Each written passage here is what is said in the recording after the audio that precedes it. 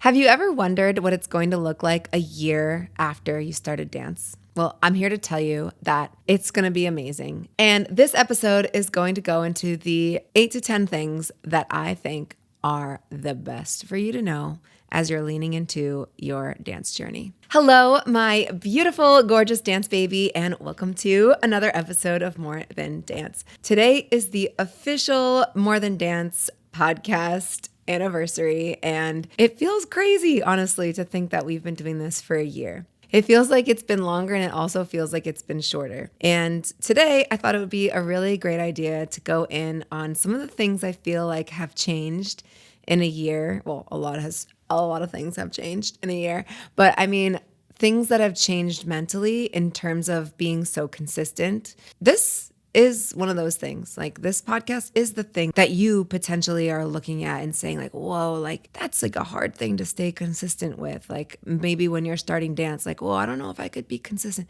Well, I'm here to tell you, I had those same feelings when I was in the midst of doing this podcast. I'm like, even in the beginning, I mean, I don't know if I told you this, but prior to beginning the podcast officially, for 2 whole years, I went live on Instagram. And I went live every Wednesday, hump day, obviously.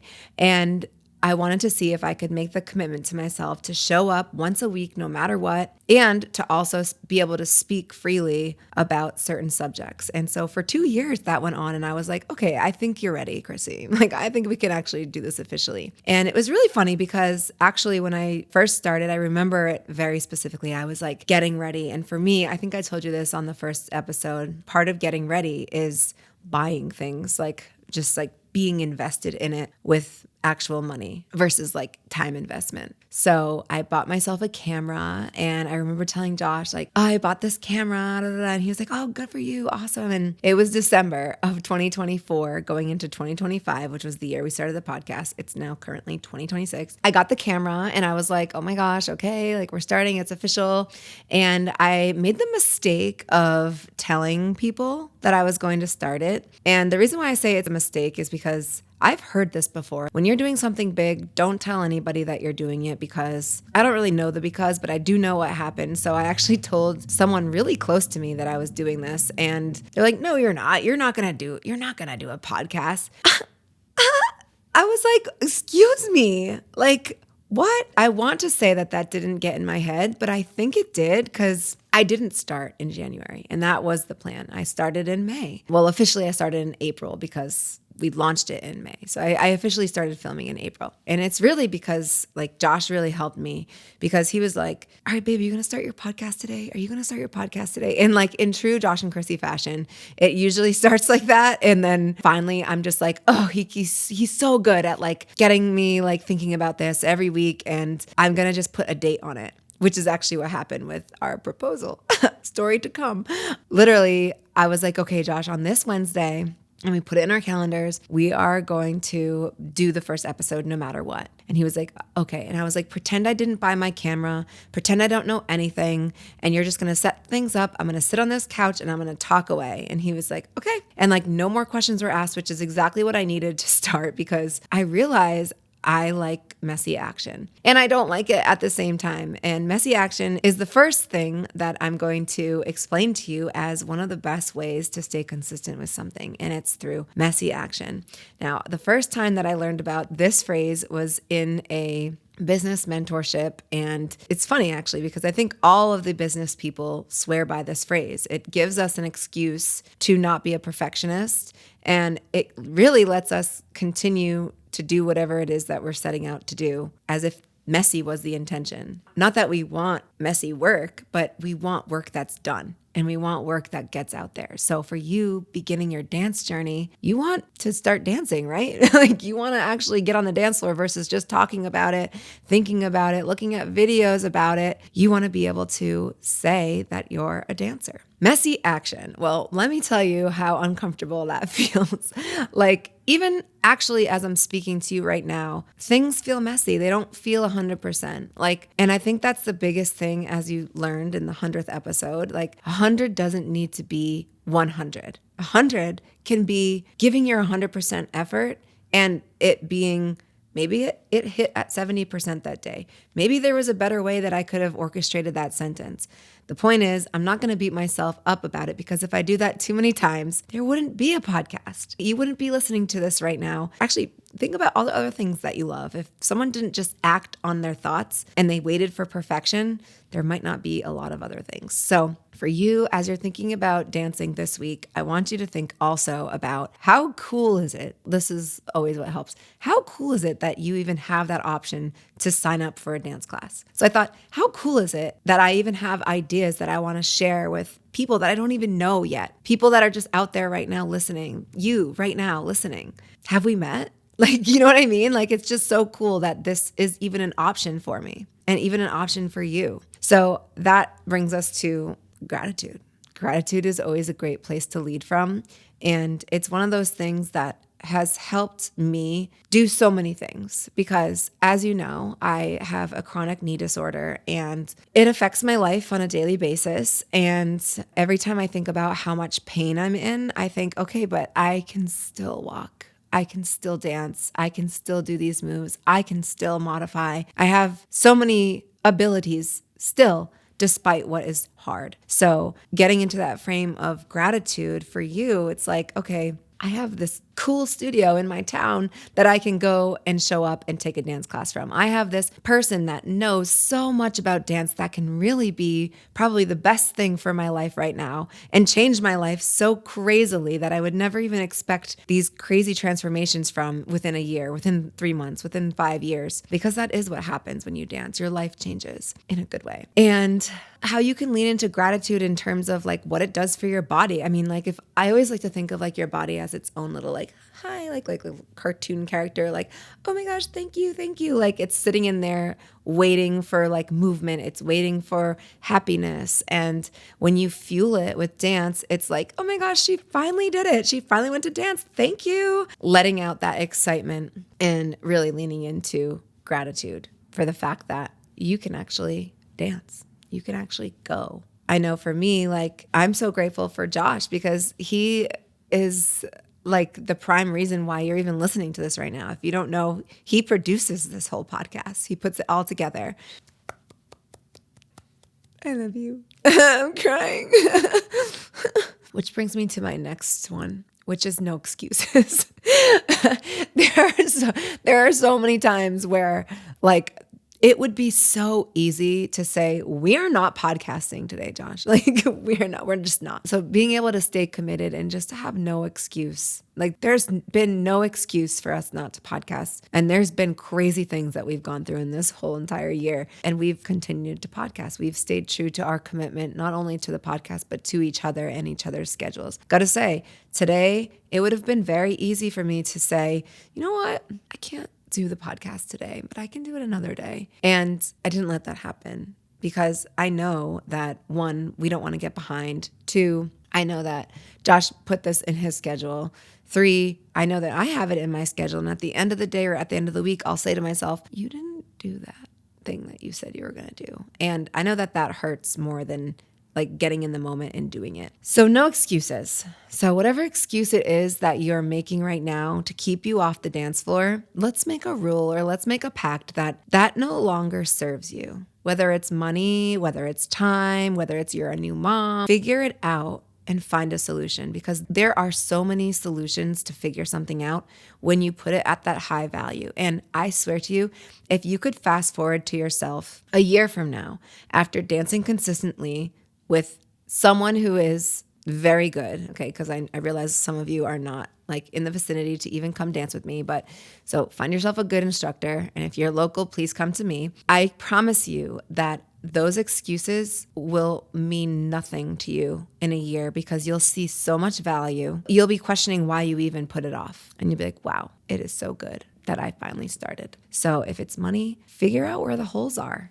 Figure out where you can push things over, and maybe your kid doesn't need 10 extra outfits. maybe you can like skip the coffee at Dunkin' Donuts, or maybe you can be more organized with your grocery shopping and do meal prep and not have to eat out so many times. I don't really know because I'm not an accountant, so I'm not able to like help you with that, but I know that there's a way, and I can say that because I've done that and I've made sacrifices in other areas to pull from other places to be able to do certain things and to learn certain skills. And when you learn the skill of dance, keep in mind that it's not the skill of dance only that you're learning. It's a skill of knowing and trusting yourself and a skill of building your own confidence. So, yes, you're learning dance, and also you're learning how to be a confident bomb bitch, which is going to serve you for the rest of time. Really. The sooner you find yourself, the better. So no matter what, Josh and I showed up. We filmed minimum of 2 episodes every week so that you would have 2 episodes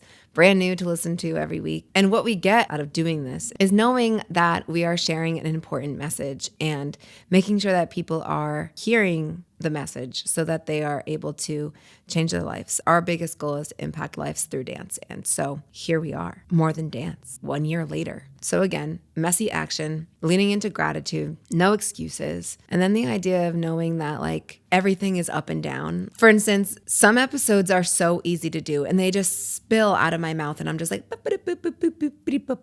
and then like, that's it. That's the episode. Bing, bang, boom, done. And even sometimes the subjects are like that, where I'm like, oh my God, I want to talk about this. I want to talk about this next time. Okay, Josh, da, da, da. And I make like these notes to myself and they're just like everywhere. And it's like, I know exactly what I'm going to say. And then there's other episodes where I'm like, blah, blah, blah, blah, let's start over. And like, I just feel like I'm talking over my thoughts, or like maybe my thoughts aren't getting out fast enough. My brain is just being like, so it's like harder. And then even sometimes those days are harder. Like potentially I might not have the best idea. And again, going back to messy action, I might still be formulating the idea and I'm no excuses. I'm showing up and I know that it's going to be like a little bumpy, that ride. That episode might just be like a little harder for me to push out, and it still comes out. And I actually end up loving all of the episodes when I listen to them. I'm like, oh my God, that was a good one. I'm glad I stuck with it, because it can be very easy to say, oh, I'm stopping this, I'm starting over. And I have done that. And I try to just keep it, because chances are once I start going again, I mean, the other thing too is like, I'm not looking at an actual human right now. I'm looking at a lens. So like, you know, those little kinds of cues that you be giving me, like maybe if we were making eye contact and you were like, oh yeah, and having like facial epiphanies, I'd be like, that's where I'm going to stay. And that's where, because I'm pretty intuitive when it comes to like speaking with people. So speaking with a camera, I mean, that's a whole different skill within a skill. At least when I was practicing for the 2 years that I was telling you about, I was live. So yeah, I wasn't talking to people, but I had people like commenting like as I was speaking. So I did feel connected. This, I get to lean into trust. And so this is my next moment, which is actually coupled with the other thing, which was every day is going to feel different no matter what. So when you're starting dance, every day will feel different. Your body is going to show up differently, especially if you're an adult learning how to dance. Like we don't show up the same way every day. Sometimes body parts hurt, sometimes they don't, sometimes they hurt more. Sometimes mentally it's just like exhausting, like life is so exhausting, but when you show up, you know that you're going to leave happier than when you came. That's just what dance does. Being able to know that every day is a different day. Every podcast moment is a different podcast moment. Like nothing feels the same ever when we're here, other than that I sit in this chair and Josh is over there. And that's another thing to know, is that as much as there are different things happening, there are the same things happening. So if it helps you, lean into the things that are the same, and then you'll be able to create your momentum based off of that. So for example, if you know that if I pack my bag at night and I put it in my car, and then when I get home from work, I have a quick snack, my bag's already packed, I can go to the studio, I can change there, then you're going to be set up for success. Nothing has changed there. That night might be harder. It might feel weird with choreography because it might not fit your body, or maybe you're not matching your vibe with the song. Maybe just you're still thinking about like work or personal things. So it might be hard to focus that day. Point is, you lean to the things that feel familiar. So personally, I lean into the thought that feels familiar, which is, I know I got this. That feels familiar. I know I can pull this off. So if I'm having a hard time that day thinking of a subject or really like meshing with it, I know that as soon as I get into this chair and as soon as certain things that are next to me, like this mic being here, that camera being there, this camera being here, Josh being in front of me, like I know that like I can do this. It's almost like click, performance, like I got this. I know thoughts are going to come. I can rely on that. Same thing on the dance floor. Like I know that if I have a song choreography, right? Like thinking of that right now. There are some nights where I'm like, I got some ideas. And then there's some nights where I have no ideas for choreography. But I know that when I get to the studio, I see my beautiful students, and I know that when I'm facing the mirror and I get into that zone, I know I'm going to produce something amazing. So it's leaning into that trust. So this is what we were going to talk about a second ago. Being able to trust that you can do something is one of the best things that you can learn how to do for yourself. And I say learn how to do because learning how to trust yourself is a skill in itself. And if you don't know how to do it yet, guess what? You can learn how to do it. And one of the best ways to learn how to do it, I don't know how it works, but dance is the answer for everything. So when you're learning how to give yourself self-trust, you get to rely on the things that come naturally for you. So when you're first starting, you might not actually have things that come naturally for you. However, I would encourage you to look to what is familiar, just like we talked about. Look to what is familiar. Well, you might be really good at asking questions. You might be really good at leaning on support from people around you. You might be really good at making friends. It might make you feel really good to have a friend at dance, to know that like, okay, well, I have a friend here. I can handle this. So again, it's like, I've got this camera here. Like, I don't know, like whatever it is. Let's say that we were in a different situation. Like Josh and I, when we were in Italy, I was like, let's do a podcast. And he's like, where do you want to do that? And I was like, I don't know, like somewhere. And guess what? It didn't happen because Josh wasn't feeling like he could produce like with the certain familiarities that we had. And I was like unsure because I didn't really know. So when you're starting something brand new, it can feel so unknown. And that's the next one. Ugh. Leaning into the unknown, into the unknown. It is so weird to lean into the unknown because there's nothing there. Cue the little doo doo doo doo. Like, I don't know what kind of cartoon noise that is. I'm just picturing someone blinking. It's like blink, blink. And it's like doo doo doo. And it's dark, but all you see are eyeballs. So we just said it, right? There's going to be things that you know really well.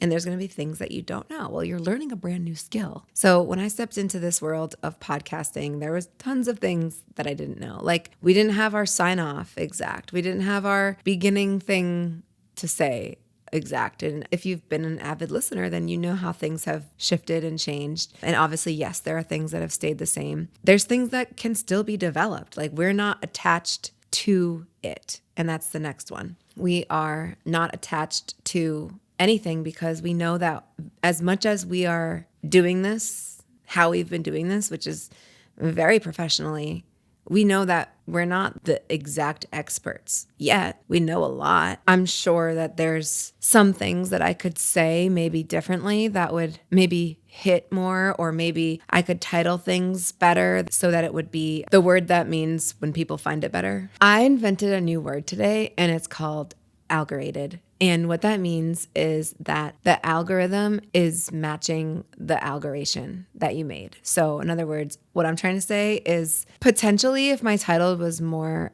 like research, and I do research on my titles, like I think about them a lot. I'm not just like, this is the title. And also because I'm not considering myself an expert yet, my titles could be algorated better and maybe more of my potential dance babies would find me. Right now, the podcast is obviously still in its growing phase. I don't even think it's even like hit a climactic point yet. I think it's just like, we've only just begun. We're still babies. So I'm not attached to certain outcomes or numbers. And I do get to see the numbers. And if you know me, you know I love data. I love looking at statistics and things. Like, I just love that. So if you are someone who downloads episodes, like I don't see that you do it, but I get to see that like this many people on Spotify and this many people on Apple Podcasts, like it's a very cool thing for me to be able to look at. And so, yeah, not being attached to the learning process or any learning process or any specific result. So there's some weeks where I have way more downloads than other weeks,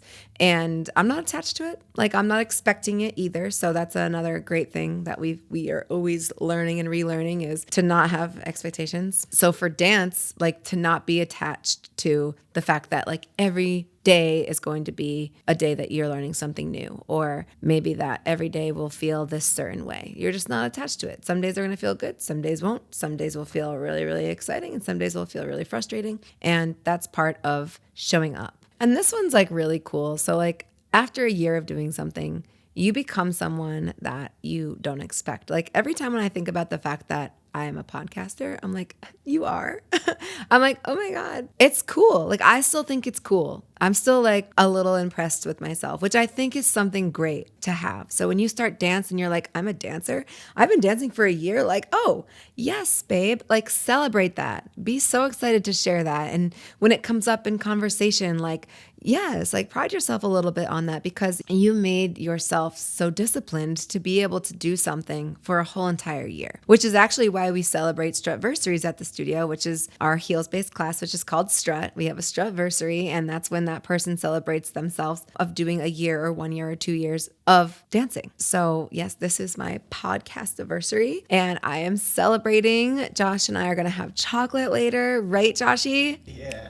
Yeah, so we're celebrating. It's exciting. It's fun. And you get to celebrate. And also, your results will encourage you to celebrate. So that moment where you see yourself in a dance video and you're like looking bomb, you'll be like, dude, is that me? And you'll be like, yeah, that's you. And you'll be like, I gotta celebrate that. I can't believe that's me. For instance, when the 100th episode came out, I'm like, whoa, like you've been doing a podcast for a whole year? Like it feels surreal in a way. So celebration is always a big part of life. Make it more than just your birthday and your anniversary. Make it something where it's like, I did this and it was hard. I did this and I was scared. Was I scared to do the podcast? No. Are you scared to start dance? I think so. I've heard from a lot of newbies and they say, oh, I'm so scared. I'm so nervous. That's a totally normal feeling to have. I wasn't scared to start the podcast just because like I was ready for it. It was more of a like, let me figure it out and then I can do it. Let me get my system going. And that was kind of more of my holdup. But I do know from listening and interviewing my own students that starting sometimes is that fear of looking stupid or stepping out of your comfort zone feels so tricky and so hard to do. So learning how to move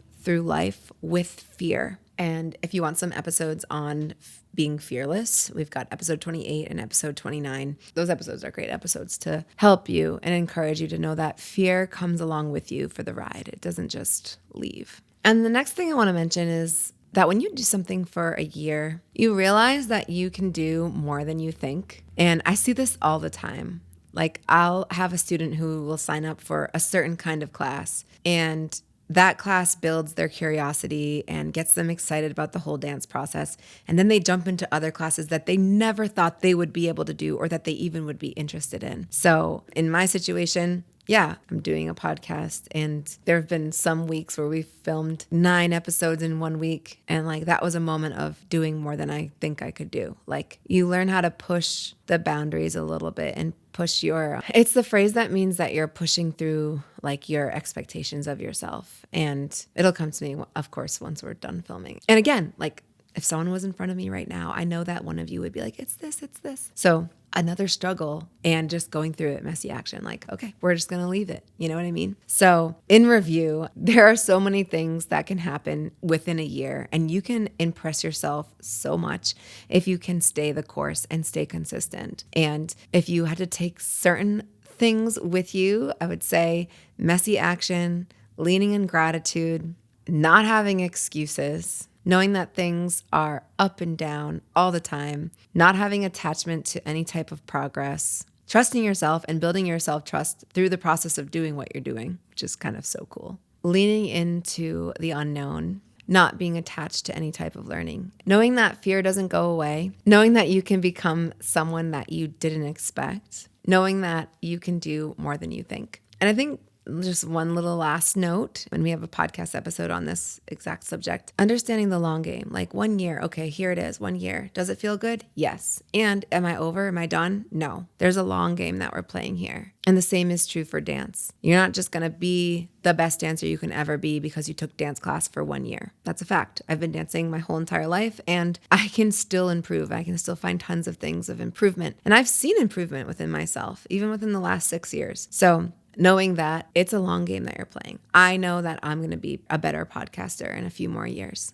Things are going to be like just a little bit more fluid for me thought-wise. Maybe I'll have better systems with writing things down. Like I've already definitely improved on those, and I might just continue to improve on those. So everything gets better with time. So I hope that you can celebrate yourself today and maybe you have a special day that you get to celebrate a year of doing something. And I know that I am going to get excited for another whole year of podcasting. So thank you so much for listening to this episode and any episode that you've listened to. It means so much that people just like you are out there listening to the podcast, and more importantly, getting some aha moments or things that they really feel like are helping them. And just know that you sharing this podcast would mean the world to me, because it would mean that the podcast is getting seen by someone just like you on their dance journey. So I hope that this was helpful for you today, and I hope that you're able to flourish in whatever it is that you are working on. And I hope that that is dance. Thank you so much, and I'll see you on the dance floor.